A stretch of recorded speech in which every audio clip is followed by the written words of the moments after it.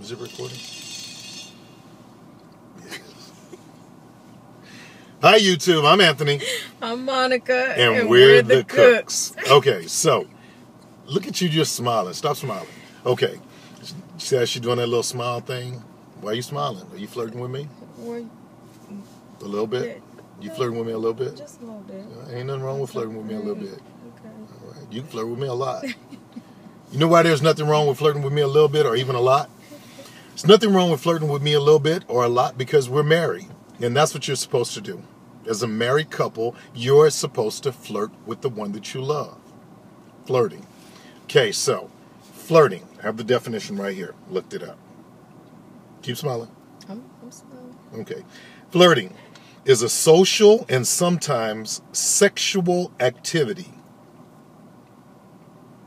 involving verbal or written communication as well as body language by one person to another, suggesting an interest in a deeper relationship with the other person. So ask yourself, have you been flirting? In your marriage, have you been flirting with your spouse? Have you been looking at your spouse and saying, hey, you're looking kind of good today. Like what you got on, with your little striped shirt and your nice little skirt that you have on. See how she's getting? She's a little giddy. But if flirting is a social and sometimes sexual activity involving verbal or written communication, what does that mean?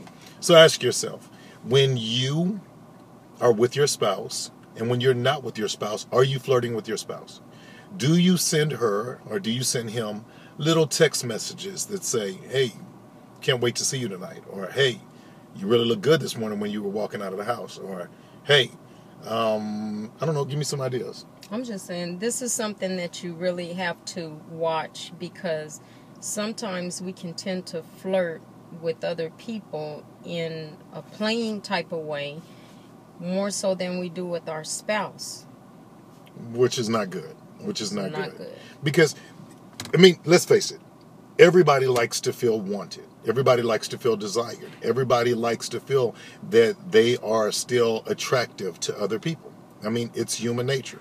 It's natural. But you got to ask yourself, what happens when you start off with flirting? A lot of things. It opens up a doorway to whereas things can come into your relationship and into your marriage that you don't want to come in. Feelings can get tied up. Emotions get tied up. People will start to believe and infatuate and start to think certain things just by something that you consider to be innocent. Just play. And it puts you in a bad position. Yeah. One of the things that you always have to look at is, and here's a way to be able to gauge it, to be able to figure out whether or not your flirting is, well, all flirting with somebody other than your spouse is inappropriate. Okay?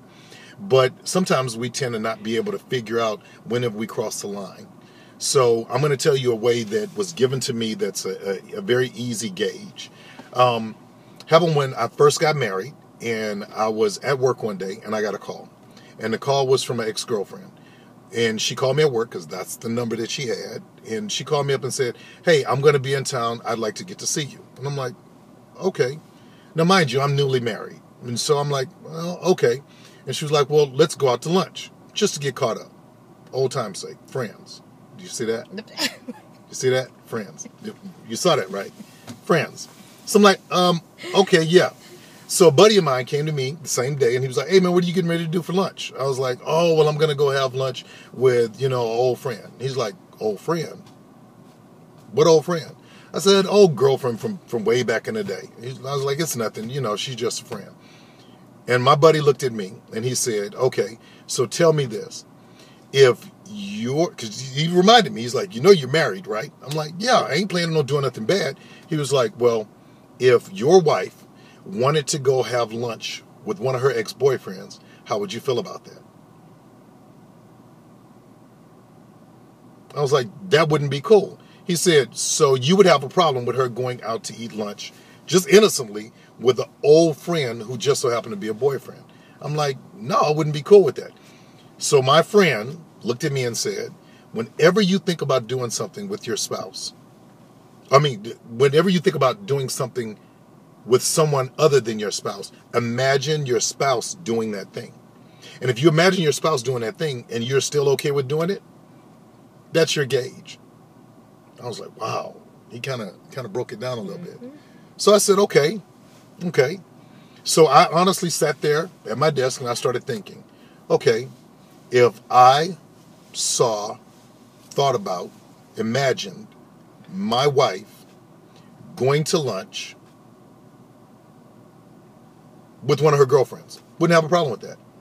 If my wife went to lunch with one of our friends who happened to be a male, I wouldn't have a problem with that. But when I imagined my wife going to lunch with one of her ex-boyfriends, someone she had a relationship with, I instantly got angry. I instantly just had a bad mood. I was like, okay, well, that was my gauge. And so what we did was, we've adapted in our marriage, that if we imagine the other person doing that thing and we wouldn't be cool with it, we shouldn't do it. Or even like if you're sending text messages. And I've been in this kind of situation where you're sending text messages, and if you don't feel like your husband can read them, or you're in a room with a male and he hugs you and you don't feel like if your husband came in, he would perceive it the wrong way, then there's something wrong. Something wrong. It's really a self-evaluation type of deal. I like that. Self-evaluation. You have to be honest with yourself, because like you said earlier, we love to feel wanted, we love to feel needed, but the person that we should get that type of affection from is our spouse. And it's a very fine line, especially when you're friends with the opposite sex. Yeah. Because I do believe you can be friends with the opposite sex. I agree. Within boundaries. Boundaries. Got to have boundaries. And what creates those boundaries? You do. You do. You create those boundaries. You have to take a look at your situation and say to yourself, this text message, this phone call, this handshake, this hug. I love hugs. Yeah, she's a hugger. This lunch, this situation that I'm in, if I imagined, and we're just trying to give you a gauge, if I imagined my spouse doing the same thing, would I be okay with it? And like you said, if my spouse read this message or walked in on this situation or was a fly on the wall overhearing this conversation, would my spouse be well with it? And so what we're trying to do is give you some gauges, because it's easy for the devil to be able to sneak in.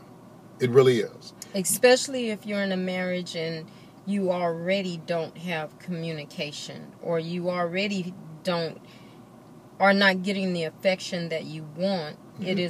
It's a very delicate area. Side note for singles, if you are out with the opposite sex late at night, shouldn't be doing it. Shouldn't be doing it. What's our saying? Yeah, the later it gets, the more your resistance goes down, and it gets you to the point to where you can be easily compromised, very easily compromised. So if you want to protect yourself until you get married, don't go on dates by yourself. Go in groups. Go in groups. Even with our kids, we told our kids, okay, when they got old enough and they were like, you know what, we want to date and we're interested in dating, one of the things that we told them is, okay, if you plan on dating, number one thing is you're not allowed to go out on any dates alone. And that was just our way to be able to help them to be safeguarded.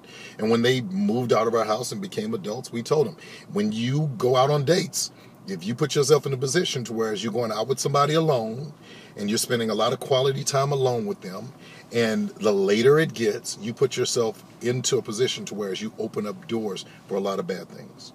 God's given all of us the ability to think. And you have to think about your spouse. If you're married, you have to think about yourself and what you have determined that you want out of life if you're single. And you got to protect those things. Yeah. You have to protect them. And you have to know when you're flirting. You have to know, you have to have guidelines to show you what you don't want to do, because you're always saying don't put yourself in unnecessary jeopardy. Yeah. Yeah. God says he makes a way out. We always have a way out. It's just, do we take the way out? Do we take the way out? You know what? So as far as flirting goes, here's the thing. When it talks about flirting in the definition, and it talks about it being written messages, this definition came out a long time ago, before cell phones. When it talks about written messages, and it talks about verbal messages, and it talks about body language and all of those things. One thing about flirting is that when you flirt, there's normally not an end to it. Normally when you flirt with somebody who's not your spouse, you flirt with them. Yeah, it makes you feel good. It makes you feel giggly. It makes you feel goosey. It makes you feel wanted and desired and all of these other types of things. But you also realize that at the end of it, there's a certain point that you can't go past. Because if you go past that point, it's real hard to go back after that. I talk to people all the time and I tell them, here's a lake. And your lake is this beautiful lake. And once you stump into it, then the water gets cloudy. It gets murky. And it's real hard to be able to let the water go calm again, go green, go clear again, start to look beautiful again. And the only thing that will do that is time. Time will clear up that murky water. But this is the thing. When you flirt with somebody that's not your spouse, it opens up this door and it murkies those waters. And it makes it to whereas with there not being any type of closure in it, it just opens up all of these different cans of worms. Now, on the other hand, the same flirting that you're doing with the opposite sex out there, where there's no end to it, there's no resolution to it, because it's just honest flirting and you're not intending on going any further, that same type of flirting and energy you can put into your marriage. And if you put that flirting into your marriage, fellas, I'm going to tell you, if your wife walks by and you check her out as she's walking by, or if you sneak up on her in the kitchen and put your arms around her and kiss her on her neck, or if you send her a text message that's flirty, or if you sit down and write her out a letter that's flirty, or if you say some flirtatious things to your wife, and it did say of a sensual, sexual type of nature, if you flirt with your wife, there can be many rewards that come at the end of it. And same thing for the ladies. Tell him he smells good.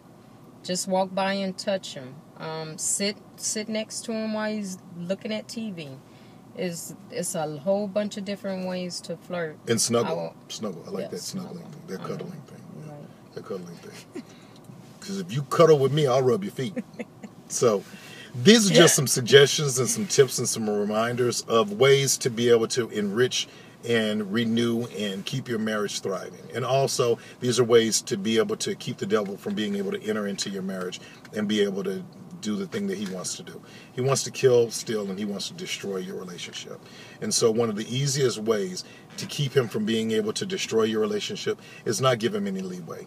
And leeway comes about by putting yourself in unnecessary jeopardy, putting yourself in unnecessary danger, and putting yourself out there to make yourself accessible to what the devil has for your relationship. He doesn't want to see anything good come from your relationship. He doesn't want to see your relationship prosper, and he doesn't want to see it thrive. And so the easiest gauge is that if you could imagine your spouse doing it with someone else and you're okay with that, then you're probably not being inappropriate.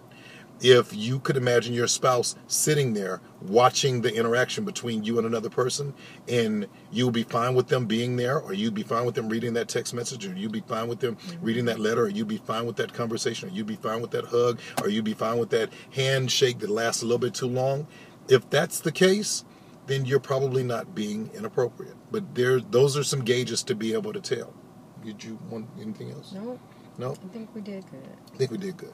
And so, thank you so much for subscribing. Thank you so much for commenting. Thank you so much for your input. And if you have any comments that you'd like to leave down at the bottom for us, things that you want us to talk about, things that you want to discuss, things that you think are more of a gauge as far as whether or not somebody's flirting or not, the easiest way to do it is just let us know. If you ask us, we will answer. And so, thank you so much, YouTube. We really appreciate you subscribing and commenting to us. Thank you very much. All right.